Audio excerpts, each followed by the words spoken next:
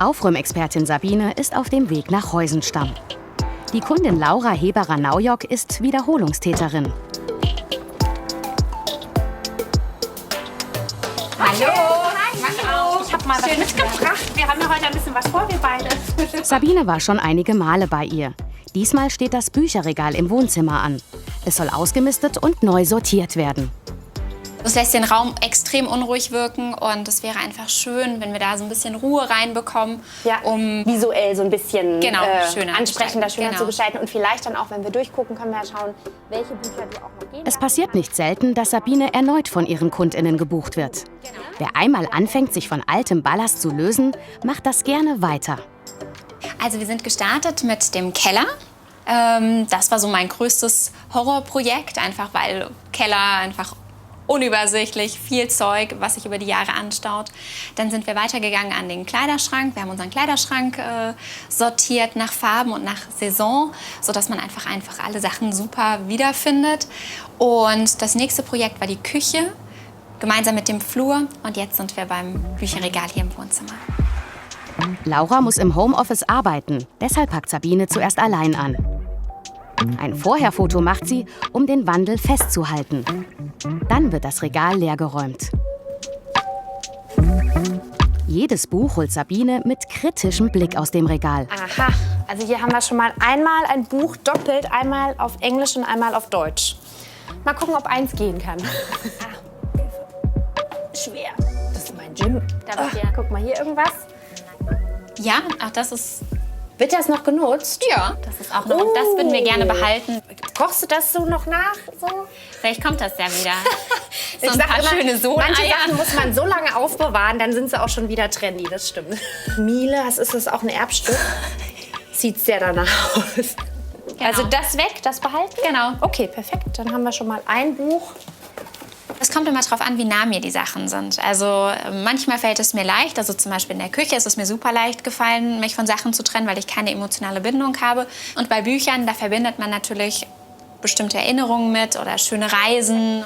Gut, dann kannst du jetzt wieder weiterarbeiten im Homeoffice und ich Super. mache weiter und rufe dich dann dazu, wenn ich fertig bin. Wunderbar. Gut. Danke dir. Ein Bücherregal ist tatsächlich sehr, sehr zeitaufwendig. Das Ausräumen ist in dem Sinne gar nicht so die Zeitfrage, aber dann so dieses nach Farben sortieren, schon vorsortieren. Und je mehr Bücher natürlich vorhanden sind, desto länger dauert das. Bei größeren Projekten bin ich inzwischen so weit, dass ich mir Unterstützung von Abigail dazu hole, weil ich es einfach alleine nicht mehr schaffe. So wie bei Familie Beilke. Hier steht neben viel anderem ebenfalls ein Bücherregal auf dem Programm. Die Frage ist, wie wir vorgehen. Ich würde aussortieren und Ja. du kannst ja mal gucken, ob man es irgendwie noch sortieren kann. Letztendlich wäre es aber natürlich trotzdem sinnvoll, die thematisch zu ordnen. Sabine und ich sind ja ein großer Fan davon, nach Farben zu sortieren. Ich glaube, das kommt jetzt für dich eher nicht so in Frage. Wir Nach können's Autor. machen. Naja, dann, wenn dir das Spaß macht nach Farben, können wir auch nach Farben gehen. Die Frage ist nur, ob es nicht das Finden der Bücher erschwert. Das musst du so für dich Also wenn du rausfinden. sagst, Farbe würde dir leichter fallen, dann machen wir jetzt Farbe. Aber vielleicht unterschätze ich es, dass es funktioniert. Okay, Wir machen jetzt mal nach Farbe. okay, cool. Sicherlich nicht jedermanns Sache. Sabines Vorgehen beim Einsortieren sehr eigenwillig. Sie ordnet nicht nach Themen, sondern eben nach Farben. Das mag für den einen oder anderen unverständlich sein, aber Sabine ist davon überzeugt, dass es nicht nur einen optischen Vorteil mit sich bringt. Es ist wirklich so, dass man sich intuitiv meistens eher statt dem Titel den Buchrücken die Farbe merkt und dann am Ende die Bücher auch einfacher wiederfindet. Und farblich sortierte Buchrücken lassen das Bücherregal, auch in Heusenstamm, direkt ordentlicher aussehen. Jetzt muss es nur noch Laura gefallen. Laura, Oh, wow. Das ist ja super. Und? Mega. es ist doch, also es ist viel ruhiger, Ja, oder? total. Das ist super gut. Richtig, Also ist richtig es, schön. Ist es so, wie du es dir vorgestellt hast? Wunderbar. Ich mache dann gleich noch mal ein Nachherfoto, weil ich habe ja vorher ein Vorherfoto gemacht. Ja. Und dann kann ich dir noch mal den direkten Vergleich zeigen. Oh, es sieht also Das Vorher-Nachher-Foto macht Sabine nicht nur für die sozialen Netzwerke, sondern auch, um alles wieder rückgängig machen zu können. Es kann ja sein, dass eine ihrer KundInnen von der Veränderung nicht begeistert ist. schön. Also Sehr, ich bin, sehr schön. bin sehr happy, dass du zufrieden bist, aber ich muss sagen, ich bin auch zufrieden. Ich hatte heute ein bisschen Zeitdruck, weil meine Kundin heute nicht ganz so viel Zeit hatte. Deswegen hatte ich so ein bisschen Bedenken, aber es hat super gut geklappt. Und ich bin total happy und ich bin vor allen Dingen happy, dass sie happy ist.